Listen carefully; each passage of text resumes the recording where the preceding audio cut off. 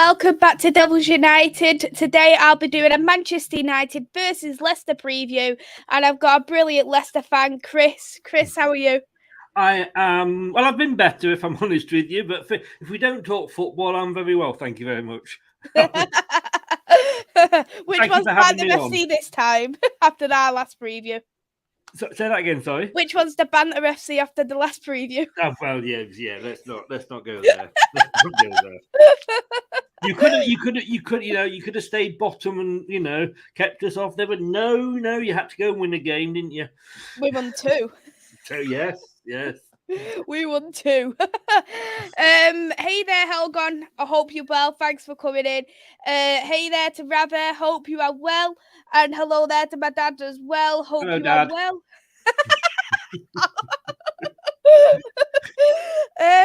Yeah, Leicester. So we'll start with, we all know that Leicester has been a bit rocky, hasn't it? And probably it stems to a lot more than just players playing crap right now, if I'm right.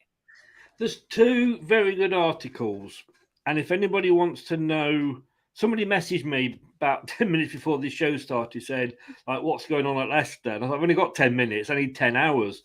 But there's 2 articles, one on the Sky Sports Leicester page, written by Rob Dorset, and one written by Rob Tanner, who is the Leicester correspondent at The Athletic. And if you don't want to sort of read the whole thing, a cheeky plug here, get onto my YouTube channel. It's in the latest shows, and I went through it with Rob Tanner.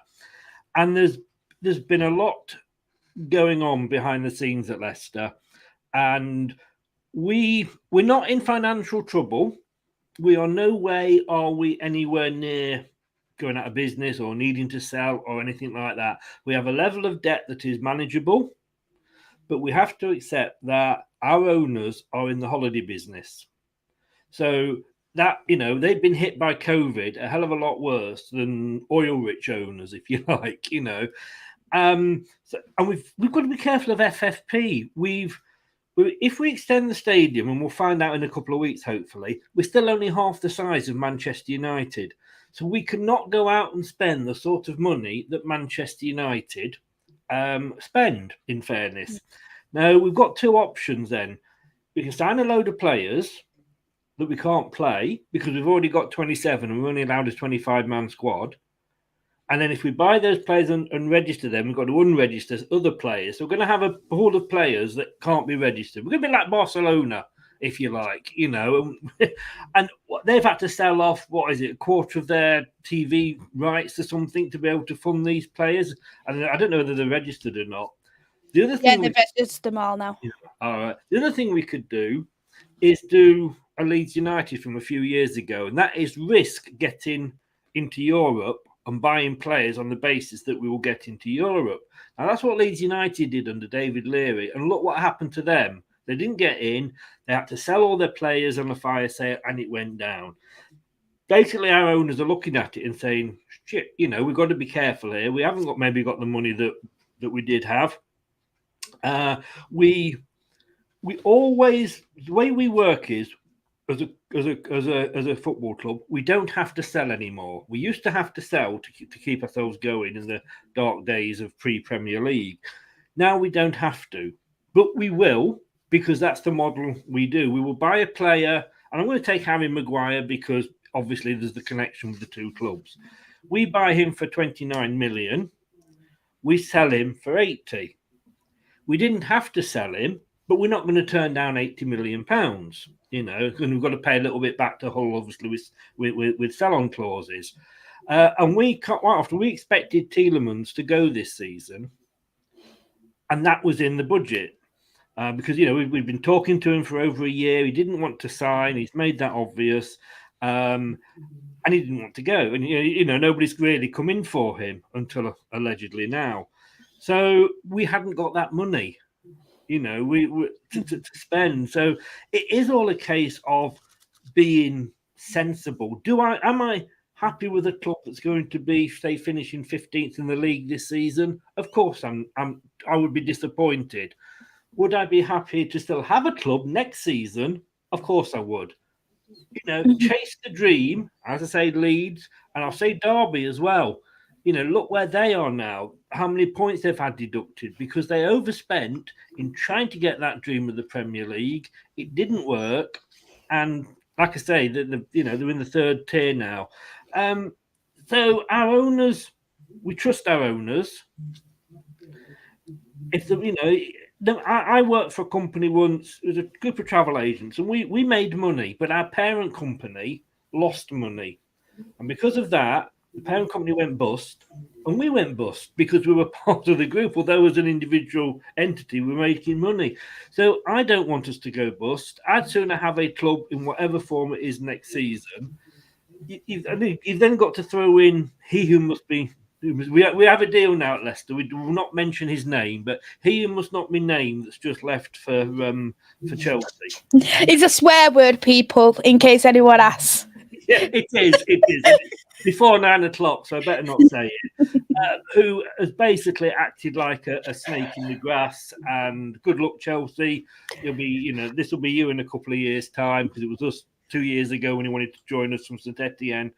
And so yes, it has been an extremely fortuitous season. And Brendan didn't know that this was going to, he was expecting to have this overhaul. He said this squad needs an overhaul.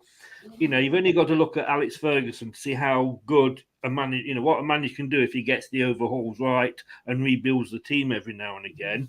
And he was expecting that. And maybe our owners did let him down a bit and not keep him informed. I don't know. But please, don't think that we're going to be out of business. But who knows? We could be in the Championship next year, depending how it is. But, we've now got apparently 2 players flying in that we might actually sign. And it's funny, I was talking to Brad, my co-presenter, on the Manager's Review show earlier. And if we get these 2 players, one is a 25-year-old centre-back from Reims. We've got, I think, I may have these 2 mixed up, to be honest with you. And then there's a 24-year-old winger from somewhere. And if we end up with an ideal placement that we sold for 75 million for Fofana, we're going to get this replacement for, I think, 25, something like that. Same for the winger. We're still, we're not out of pocket. And suddenly, it's not been a bad transfer window. I'd hate to be like Nottingham. I mean, Nottingham Forest, but is it 19, 20 players 20 players they've now signed. A lot of people have said stuff about Forest, and I said, like, they literally lost near enough a whole squad when they came into this Premier League because they had loan deals. They had people who run out their contracts, and people just automatically thought they was just overspending. But I just think a lot of people didn't realise how many people they really lost, because I think the only place they had was 3 centre-backs, and everywhere else they didn't even have a striker coming into this. Right. Into this Premier League, because they were all either loans or their all contracts were all up. I think they lost about 25 players or something overall. They lost a lot of players. Well, that's a shame, isn't it? I knew you would like it. Yeah. I'm going to keep a little bit quiet because they're above us at the moment, but yeah. Yeah. I know you did mention, obviously, the situation with what's going on with Leicester, but you're hearing a lot of people saying Brendan out, Brendan in. It's been a bit like Ollie out, Ollie in these days, isn't it? All over again, but at Leicester. It is, and as fans, we are very fickle. How many people wanted Ollie to stay when he first came in, and he turned that round and got the dressing room back? And let's face it, he didn't lose I don't know how many games until you gave him a permanent job, and then he lost games. But it's been going on since last season, and I said that I was a Brendan in. Everyone's going on about always does his 3 years, and then he gets he gets into trouble. Whatever. Well, let's see what happens, because last year we had so many injuries. It's on record. We had 9 defenders out at different times, 20 odd, over 20 players injured during the season. Out of a squad of 25, that buggers you up a little bit. So to finish 8th and get a semi-final European place, I think wasn't too bad last season. And I said, let's see how he gets on this season. And it's funny because not the fact that we lost, because Arsenal gave us a footballing lesson. Brentford were 2-0 up, and then we ended up drawing 2-2. Southampton were 1-0 up, and we lost 2-1 with a squad that included 10 players from the squad that beat them 9-0, and yet we lost them 2-1. And then Chelsea were Chelsea, and we just couldn't have scored in the old, ladies' house, shall we say, in that game. I was very critical of the way we played because I think any fan will support their team, even when they lose, if they see them put a performance in. And we weren't. Tielemans was absolutely rubbish and he deserved to be dropped. And, then we had all this Fofana trouble as well. So I actually, at the start of this season, wanted Rodgers out after the first few results. I'm not going to lie. I tell you, I said, that's it. He's got to go. Goodbye. Let's get somebody in. Just in case Ant from Ant's Leicester channel is watching this, no, I do not want Sean Dyche. You want Sean Dyche. And he wants Sean Dyche in as a temporary manager until we get somebody permanent in. Now, I don't want to see Dyche Leicester. No, I don't. If that happens, I'm personally going up and digging a moat around the stadium so he can't get in. But when I then read that bit by now, Rob Tanner, like I say, he's been a Leicester fan, or not a Leicester fan, he is a Leicester fan. He's been a reporter in one guise or another for 15 years, nearly 20 years on Leicester City. So he knows, he used to have a direct line to Milan Mandrich when they, when he was chairman. He knows his stuff. And when I read that report, I actually sat there and went, fair dues, let's give Rodgers a chance. So, it does. If we get 4 or 5 wins on the trot, a lot of the Dyche out, Dyche out, a lot of those, everybody's Dyche out, a lot of those Rodgers out will be, let's give him a bit longer, let's give him a chance. So I think it's up and down like the old bride's underwear. My dad said bring back Big Sam. Well, he's going to Bournemouth, isn't he? Probably. I don't know. So I read that. No, I mean, you see, managers, I think, they have their limits. Like Scott Parker. I mean, Ralph lost twice 9-0, once to you guys, once to us. I bet there's no Saints fans watching this. And he didn't lose his job. Parker, one loss like that. So it goes a lot deeper. I don't like Scott Parker as a manager. He's very good in the Championship, but we've seen it with Fulham. He's useless in the Premier League. And I'd obviously lived just outside Bournemouth, and I've heard a lot of murmurings for a while about him. I don't know who'd have stayed if they hadn't gone up. But we are, like I say, we are just fickle as football fans. But Rodgers, he'll never win us the league again. We won't win the league again. But he is a good coach at bringing youth players through. And if you look at who we've been linked with now, they are 24, 25-year-olds because we've got so many youngsters knocking on the door from the youth team that we don't need to buy like another 19-year-old, he who must not be named, player. We can go for those a little bit older for the experience. Mm-hmm. Yeah, I was looking at people said about Brendan Rodgers, like he probably wouldn't have stayed if he never got so far in the Conference League, if he didn't win the FA Cup, and I do like to call the English Super Cup. I ain't calling it that. Yeah, it is though. It is. I hate calling it that. It's a shield. No, it's not. All right. The English Super Shield, then. It's in Spain, the winners of the Cup play the winners of the league, and it's the Super Cup. Note it down and reshape it. But now, I've got to mention now, it's just a pre-season friendly. Well, would you agree, though? Do you think he probably would have been sacked early if he didn't win trophies? No. We do sack managers. Look at Claudio. After winning us the league, he was sacked sort of, few months, not say few months, but 9 odd months after. We do stick with managers if they're doing the right job. And I think we lost our chairman, his son's come in, and it's not just the son. He is the figurehead, if you like. Everybody says, top this, top that. But, his brother's vice chairman, his sister's on the board, 2 sisters, I think, are on the board. So he came in with a plan that Leicester put to him. And it was it was a 5-6 year plan. So if you've got that plan in mind, it's like you going to Ten Hag and saying, like, right, this is what we want you to do. We want you to come in, and over the next 5, 6, 7 years, we want you to do this and get us to that stage. And then after 6 months, you sack him. Well, what's the point? You then got to get another manager in and start a different process all over again. And we've had one bad season. And if you call finishing 8th in a European semi-final place a bad season, we had that season. So, it happens. It happens. You had a iffy season last season as well. Don't remind me.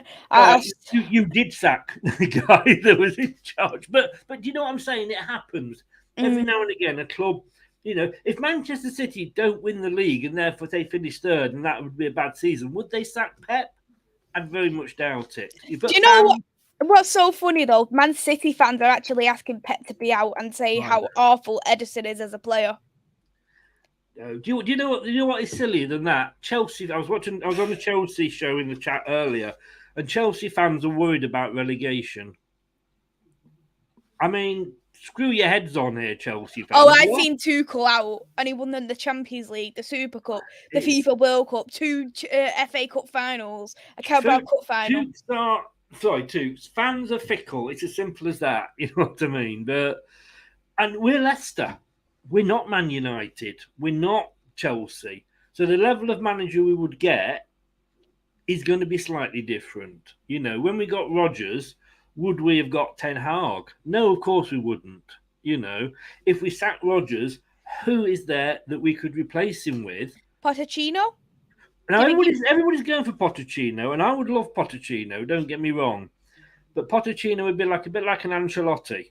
I think as soon as another bigger club come knocking, he'd be off. We were linked with Ancelotti every single time we got rid of a manager. He would never even talk to us. So we're a draw, don't get me wrong, but we're not a big draw. Pochettino may come back because he feels he's got unfinished business and he wants to get back at Spurs.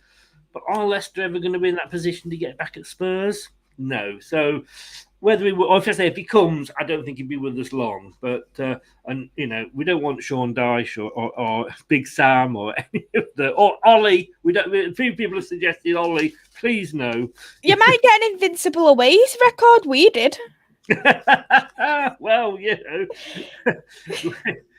I did a thing the other day that we haven't been bottom of the league for 2,700 days. If you go onto the BBC Leicester page, I write a blog. It's called Tuesday Talking Point, and there's a fan does it for every club, and I do the Leicester one. I'll say BBC Sport website, and I said that it's been like 2,000 days since we were bottom, and we're here again. We're now bottom again.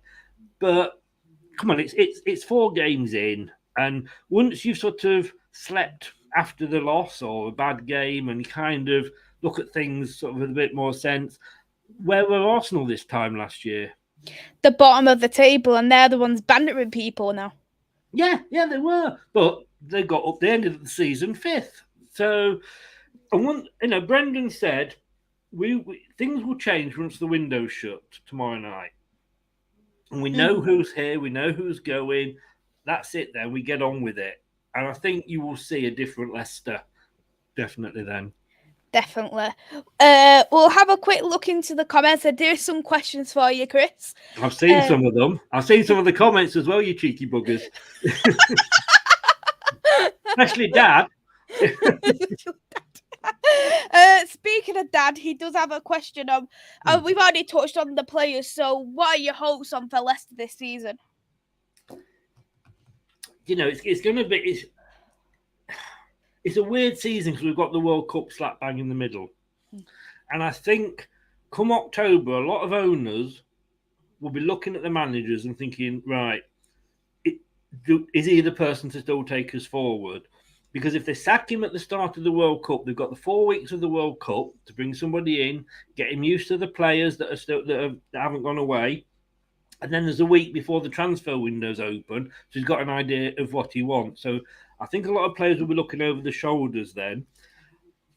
I would hope that after these next two games, when the window's shut, that Brendan will be able to get down. He's fielding so many questions in his press conference, not about the team or the tactics, but about he who must not be named. I mean, about 5 questions about him in the press conference. Let's get on. So this season, I would take, with the way things have gone, I still think we could possibly finish top 10. Mm-hmm. I think I'm actually going to look where I predicted you, actually. I can tell you where I predicted you. Because I tell you what, all my predictions are moving wrong so far. I predicted you that's the WSL. I predicted you to finish. Oh, yeah, all right, we know where you put us for that one. You'd have to remind us. I predicted you 8th. To be honest with you, so I did at the start of the season. I predicted us as 8th. But I actually predicted Man United to be 7th. I predicted us 5th. Yeah, but then again, like I say, I predicted Leeds to be 20th. And look what they are. I predicted Fulham 20th. I know, it just shows you don't know what's going to happen when we did these predictions, and it'll be interesting to see as the season goes how it all pans out. But we didn't know who we were going to buy. When I did that, I think Ten Hag was in, but it was all still a bit up in the air. But I would obviously, if you gave me 8 now, I'd bite your hand off. But I'm gonna keep my hand away from you then. Honestly, guys, nothing to do with me. I can just say, lawyers are watching. I've no idea what she's on about. Ravi said Tielemans needs to leave. Speak about Tielemans, because he's linked to Arsenal, he's linked to a few Premier League clubs, but I had a feeling, I don't know about you, that he'd signed a pre-contract agreement with a team abroad in January. Yes, yeah. I mean, the thing that disappoints me about Tielemans is what I said about Harry Maguire earlier. And, Rodgers mentioned Maguire in his press conference saying what a gentleman he was. That Tielemans could easily, if he wanted to, sign an extension to his contract and put in it that if a club that's in any European competition comes in for him, or if a club comes in with 40 million, which is what we paid for him, he's allowed to talk to them. That's all he can put that. We've seen with Fofana. Sorry, hang on. I mentioned his name. I'm not allowed to do that. I'm not. Oh, we have to whip ourselves if we mention his name.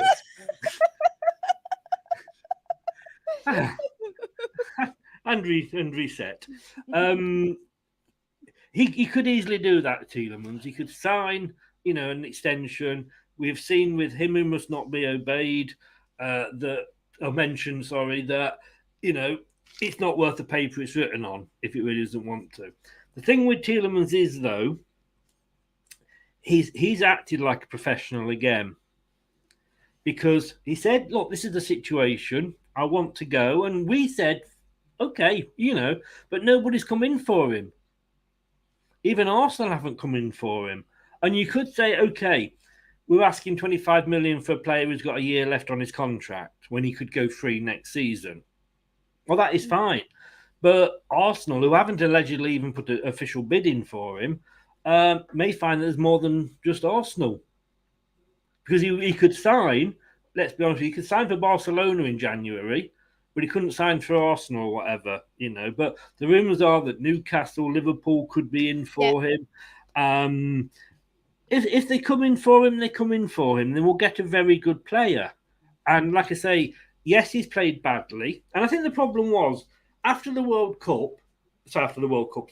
FA Cup, we could have probably got 50, 60 million for him. Mm-hmm. But then, as a team, we had a bad season. and he was asked to play out of position a lot. So he was more having to be more defensive, and he's more of a sort of an attacking midfielder, as we saw in the FA Cup. So we've got people were looking at him thinking like, wow, maybe he's not as good as we thought he was. So it's where last season he would have probably had a lot of clubs knocking on his door. Now they haven't. A, because we had a bad season, and B, because they could obviously get him free at the end of next season. But we'll see. We'll see. He's acting like a gentleman. I don't feel the same way as I do him about the snake guy. So we'll see. We'll see. If he stays, he stays. Thing is, Ghost, if he stays, he could be the difference between us finishing 8th and 7th. I agree. I think there's only one down thing about Tielemans is that he gives silly penalties away. And I think that's the only thing what puts me off as him as a midfielder. He has started to, but that's because he's being asked to defend more. He didn't used to, The Tielemans now would not have scored that, or of last season anyway, would not have scored that goal in the FA Cup. That was a beautiful goal. What won you the FA Cup? Yeah. Amazing. It'll be a great memory for us because we'll say we'd never done it before. One of the best FA Cup goals, not the best, but certainly up there. And he wouldn't have scored that if he'd played in a position he's had to play more recently, so which is more defensive because indeed he's been out. So put those two together. We will see. I say at least he's not refused to play. He's not spat his dummy out. And if he went, I would wish him all the best. I wish he'd just sign that contract so we could get some money for him. As I say, you can just put as many clauses in as you want, but it just means we'd get a bit more money. Yeah, definitely. And like you say, you could have got a lot more for him last season, but yeah. I just hope he doesn't go Arsenal. It'd be funny if he does. To be honest with you, I would love him. I would love him to go to Liverpool. Get his Champions League if he went, which is what he really wanted. They've only got the Europa, obviously, at Arsenal. But like I was going to say, and I forgot, if he gets us into 7th rather than 8th, and we lose him next year on a free, we'll get more than £25 million for being in Europe. That's extremely true as well. Financially, it could be worth keeping him and letting him go for nothing next season. That's interesting. Never thought of it in that way, to be honest. Yeah. Looks like I'm going to sell insurance for my headphones, apparently. Could have said a lot worse. Very true. Ravi's also asked on how long has Vardy got left at Leicester? That is the question. What Leicester have been very good at over the years is getting a replacement in, knowing that a player is going to leave. So we knew Maddison was leaving. We had Soyuncu in for a year to get used to it. We know Daka's coming a little bit older, so we've got we've got Vardy who's getting a little bit older, so we've got Daka in as sort of similar sort of player. You will not see, I very much doubt, a full 90 minutes from Vardy now. He's going to start knocking it down. If he stays on for 60 minutes and then comes off and Daka comes on for the last 20, I can see that. But then again, I can see if he starts against Man United, he won't start against Brighton. Do you know, I don't know if you've seen the rumours, but Vardy was linked to Man United in this transfer window. Allegedly so, yes. But he's signed a new contract with us, so... Was he got left too? The thing with... yes, he's 35 now. And he can run a lot quicker than a lot of players can at 25. Let's be honest with you. He hasn't been getting the service, and that's been the trouble. But would I sooner have a Vardy in the squad? And can you imagine, right? You're having an off day at Man United, and we absolutely batter you for 70 minutes, and Daka's running you all over. And then the defenders see that Daka's going off, and thank God for that, Oh, shit, Vardy's coming on. He's got that kind of super sub in him for a season or two still. I suppose so, but yeah, keep Vardy. We'll find someone else, another striker. I'm sure you will. Yeah, apparently your striker's not 100% happy, is he? Well, yeah, he can do one. I've made it clear. If he doesn't want to be here, he can do one. No matter what he's done for the club, you just can't play. And you'll agree from a Leicester point of view. For Leicester players, if you don't want to be at the club, leave. It doesn't matter what they've done for a former club, because you'd say for Fana, in his first season was so crucial for us, and you'd probably say his injury was one of the start of the downfall for It was. Leicester. It buggered the whole season up, in fairness.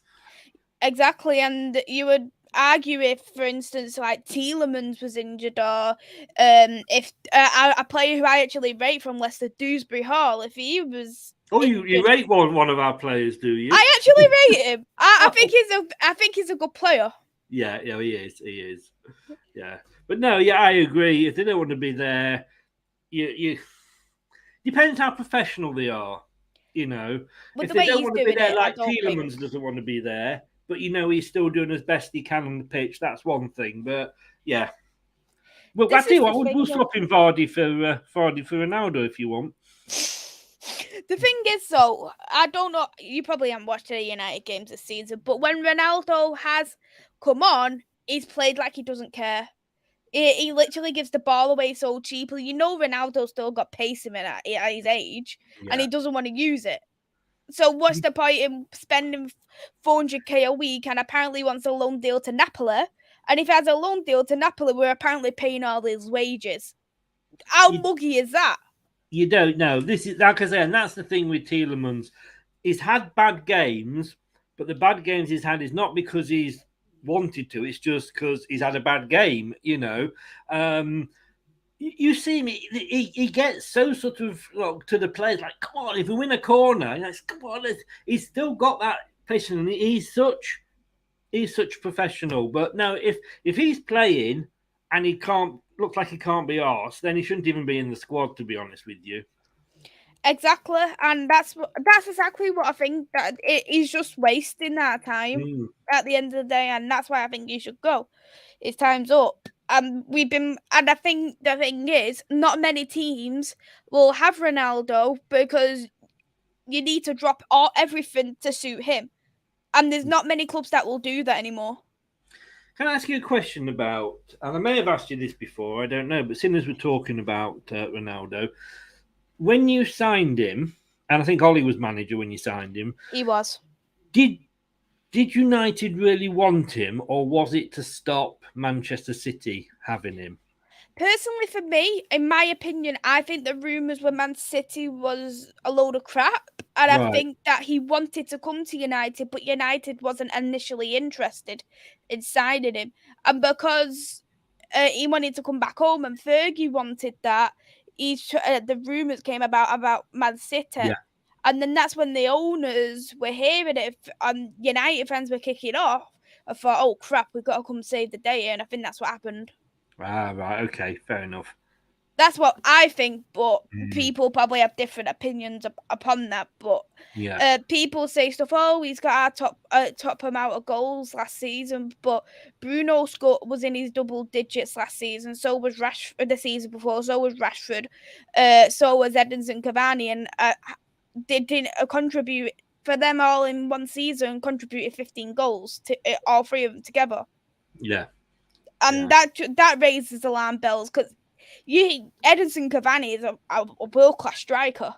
In his day, he can put a ball in the back of the net anytime. So for a player like him, who's constantly out of the squad and not getting the game time he deserves, and on top of that, not getting the many goals, as well as Bruno Fernandes, which I know is hated, but he can put a goal in. He's great with free kicks and corners. For him even not to do well, it raises a lot of alarm bells for me. No, I agree. I see where you're coming from. Good evening, Gary. Hope you're well. Thank you for coming in. Hey there, Static. Hope you're well. I've just had a look at the scores. As it stands, Bournemouth and Wolves are 0-0. City's winning 3-0.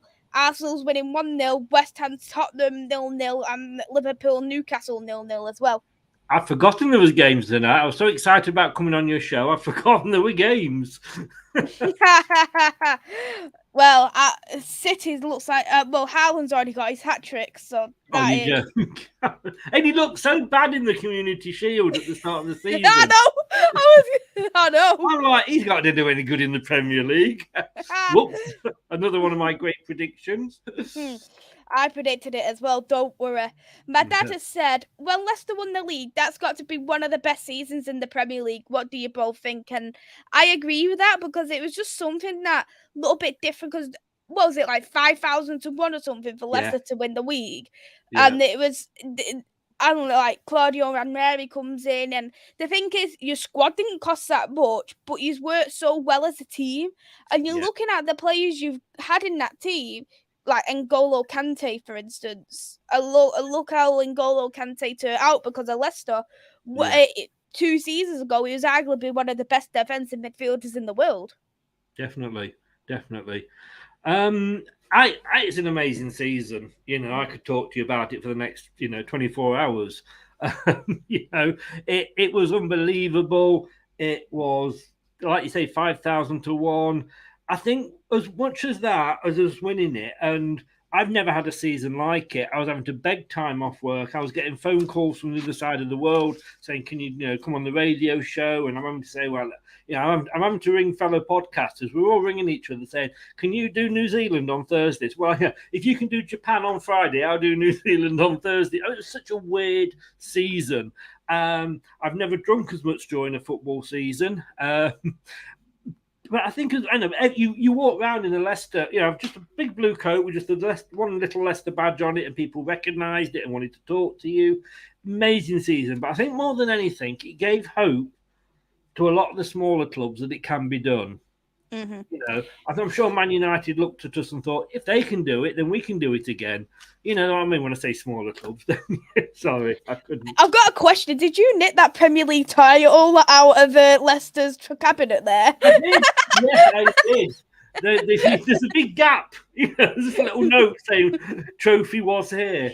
It was literally, like I said, I can't see it happening again because I think the big clubs have decided, that it won't happen again. we can't keep up with them.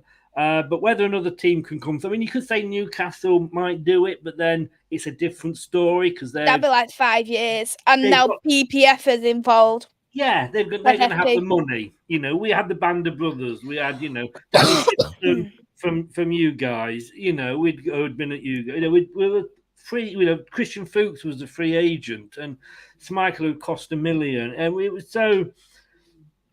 It was just like, I mean, in a way. I mean, Man City announced that they were sacking the manager with about 2 months to go, and that always never works for a club because the players just sort of down tools. You guys still had Van Gaal in charge, and he was probably still falling over on the touchline. That was funny. Klopp hadn't really settled in at Liverpool, so there was a lot going in our favour as well. But yeah, an amazing season. It will never be forgotten, and I'm just hoping don't shout too loud because they might ask for the trophy back. You only lost like 3 games in that season, and one of them was against us? No. Was it not, or did you draw? You never beat us. We drew. That's where I was thinking. I remember it was the game before the Tottenham-Chelsea game. We played Man United, and myself and my son, we didn't have sort of the right TV then. Myself and my son were in a local pub, and we were sat there, and there was like us 2 Leicester City fans. And there was a couple of mates that had joined us, but one was a Sheffield United and one was a Birmingham or something. The rest of the pub was Man United fans. And, we sat there like this, like when we equalised, it was like, yep.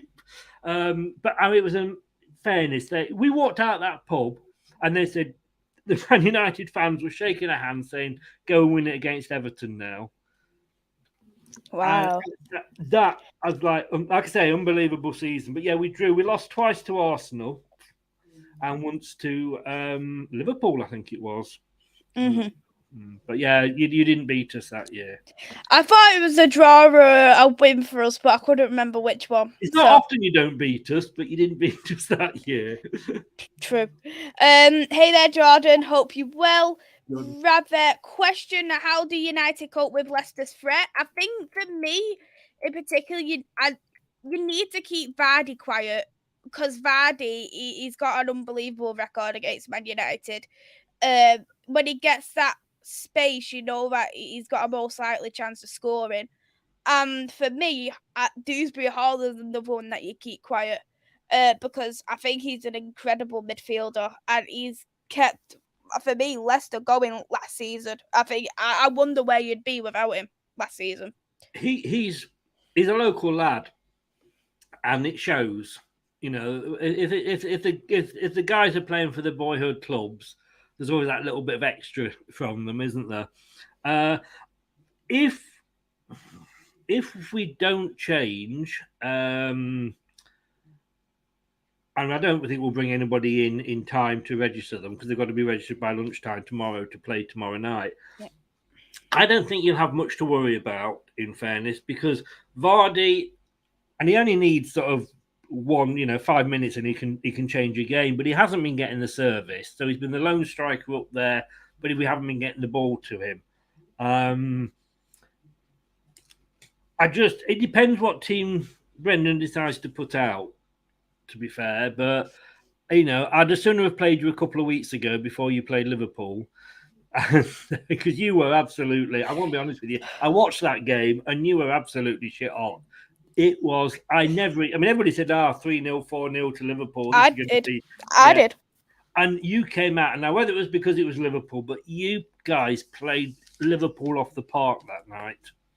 You so deserve those 3 points. And we done well in terms of Southampton cancelling them out. I don't think we was as brilliant going forward, and at times Southampton was the better side, but defensively it was a unit. Yeah, you've got to get it right all over the pitch. There's no point defending and not conceding if you're not going to score up the other end. And it was like I think the fact that it was just like a shock. Like United scored, it's like what? United scored again. What? Yeah, I know. It's like, what's happening here? But yeah, you did play well that match. It hurts to say it, but you did play well. I think I might have to clean my ears after this stream because Chris complimented United. Make the most of it. You'll get this again. Well, I can't really do much else when we're bottom of the league, can I? Come on. I can't say. I suppose so. But I would just say this time, of course, this game last season, we did beat you 4-2. Oh, dear me. Yeah. You did. Yeah, just I'd mention that. You did. I think that was the turning point for me. That was actually when I said Ollie needs to go. That's when I said that.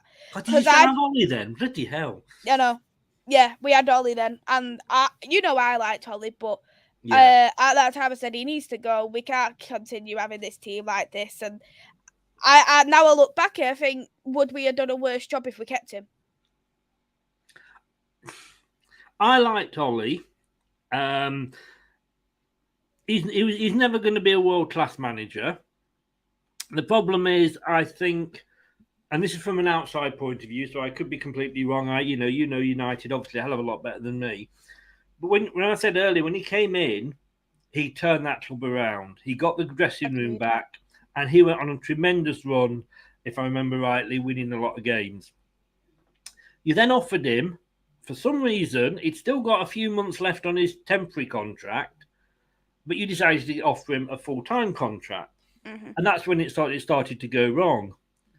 But why give him that contract before his temporary ones? I don't get it. I didn't get that. We've done that with his after do you know, after the Europa League loss, we gave him a contract extension then, and he still had another year.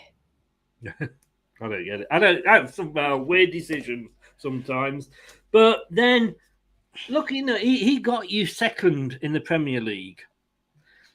He got you fourth in the season when you beat us. Was it on the last day and he knocked us off, out the fourth place for the Champions League. So he got you Champions League twice. That clown that you had in last season, well, you replaced him with, if you're going to sack somebody, at least get somebody in that's going to do a decent job. I just think that what was the thing about Ralph? He was one of them kind of manager where he'd say it as it is. The players didn't like it. They didn't like working hard, and the players didn't suit him, and that's why we struggled. And I think they wasn't looking at it and to say, "Oh, this manager's gonna be I think they was more looking after the season and think, "Oh, right, he's gonna come in the board and he's gonna help us in this." Don't think they was basically looking at the present of Manchester United. I think they was looking at the future. And the thing is, he still didn't make it to the board because he got sacked. Yeah, and I think as well when you're a temporary manager, all the players they know that he wasn't going to be manager the following season, so he's going to be moved upstairs.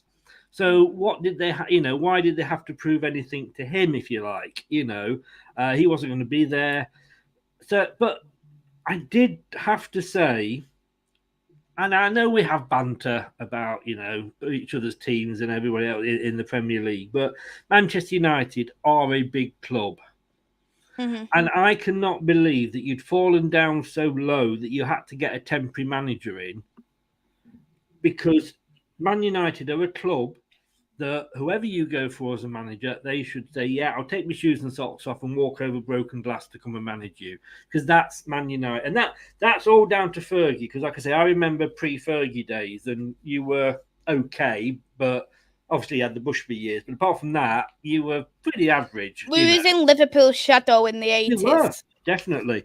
But what Fergie did and how he did that turnaround in that club, amazing.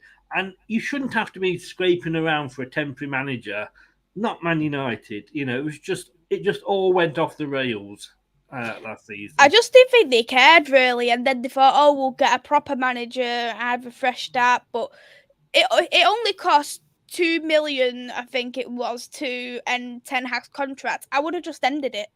And then just signed him. Let him bring him. Let him then have that little bit of a feel for the team. Then look at Brendan Rodgers. There was a lot of fuss about him walking out on Celtic and he could have done the treble. But we still got. It was February, so we still got 10, 12 games left of that season. What as a manager Brendan learned and Ten Hag would have learned about the squad and players he'd got in those last 10, 12 games was a hell of a lot more than he would ever learn off meaningless friendlies. Exactly. Because the Premier League and friendlies are completely different. We hammered Liverpool 4-0 in friendlies. Yeah. That wouldn't have happened in the Premier League. No, but and they're willing to pay 40 million to get a player in, 50 million, 60, 70 million if you're Man United, and they won't pay 2 million to Ajax for a bit of compensation. I don't understand it these days. I don't understand it either, Chris. JR's in the chat. Hey there, JR. A horrible feeling with the game. Don't feel worried. But Chris is happy about me saying that. No, I don't think so, Chris. I like coffee. Last season. Oh, true.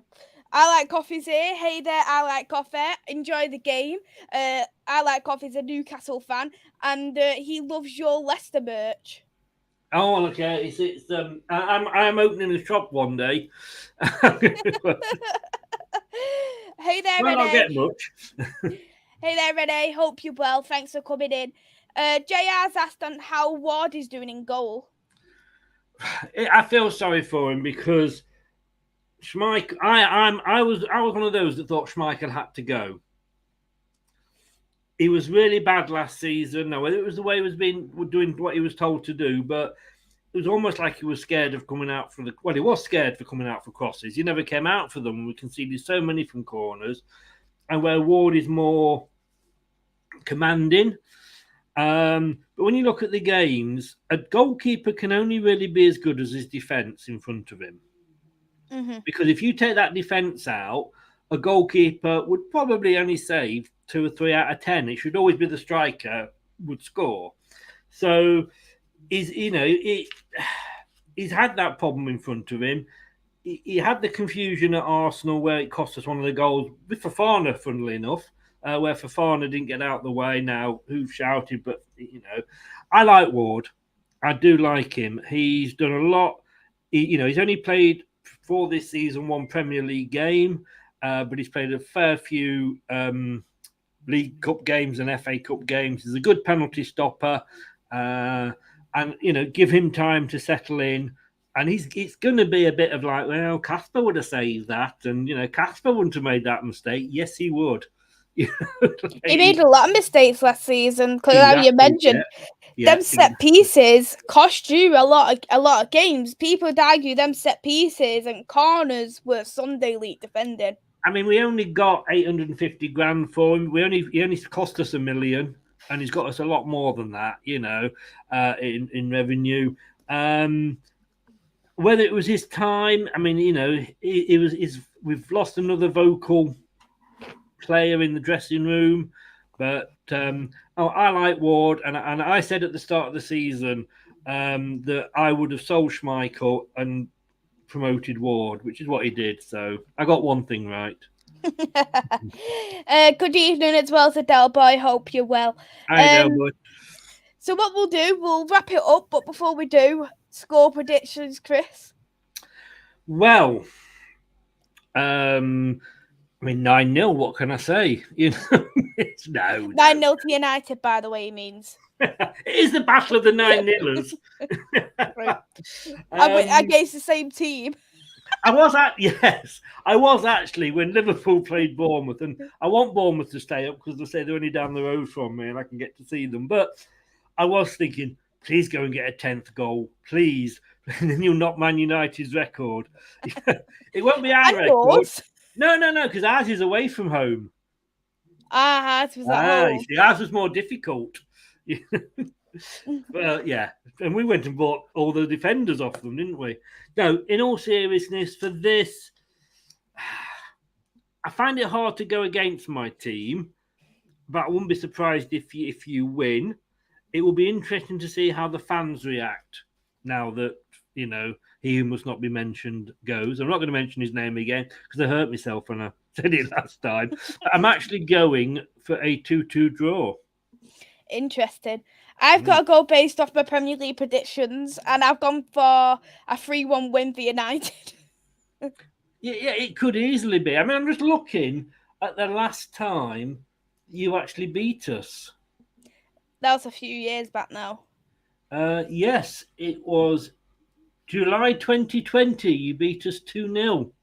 I suppose in the league, the last time we beat Liverpool was 2018, and then we've done it again this season. It can happen. It can, but we beat you in the FA Cup as well, didn't we? So, Thanks for letting me know on that again. Come on, we haven't got much to cheer about this season. But no, I think it'll be... I'm not looking forward to the game, to be honest with you. I'm a bit... I know that Leicester put on a good performance against us. They always do. But it can go either way. Because who knows? I'd be less confident. I don't know. I'd actually probably be more confident if it was at Old Trafford. Because I think if you don't make a good start and it was at Old Trafford and where you are now and where we are, I think the crowd would get a bit restless. True. But the thing is, if it was at home, we could have done empty Old Trafford again. Empty Old Trafford. Before you go, I'm going to ask just one more question. Can you give me a quote for car insurance, please? £40 per month. How'd you say to that? Cheap. Now I've given you that car insurance. Chris, thank you so much for coming on. Always a pleasure. Would you like to shout out your channel, your socials as well? Yeah, on most of the socials, it's Leicester Till I Die or LTID. It's one of the two. The main one's Twitter is at Leicester TID. And as you can see there, that's my YouTube channel. Get over there. I've just hit the 4. I'm trying to get to 1,500 before the World Cup. So if you fancy a bit, we don't all do Leicester stuff. We like Maisy. We do a nice mix of different things. But it's Leicester Till I Die on YouTube. But make sure, and I'm sure everybody that's in is doing, but give Maisy support. It's a great channel, this. Get behind her. Thank you so much, Chris. And I've put your link in the description below. So if you haven't already, go and subscribe to Leicester Till I Die. I'll be on there later on as well. So you get to see my face all again. We need to stop meeting up like this. We do. We certainly do. People will talk. I'll be next live myself. It will be on Friday for an Arsenal preview, so go and check that out. And then after that, it'll be next week as the WSL starts. So I'll be doing my preview for Manchester United versus Tottenham for the WSL, Crystal Palace preview as well, Sporting watch along. So I've got a few things planned next week. Come on, Leicester in the WSL. Come on. Don't get relegated. But yeah, thank you so much, Chris. Everyone, hit that like button and subscribe button. We'll see you soon. Bye-bye.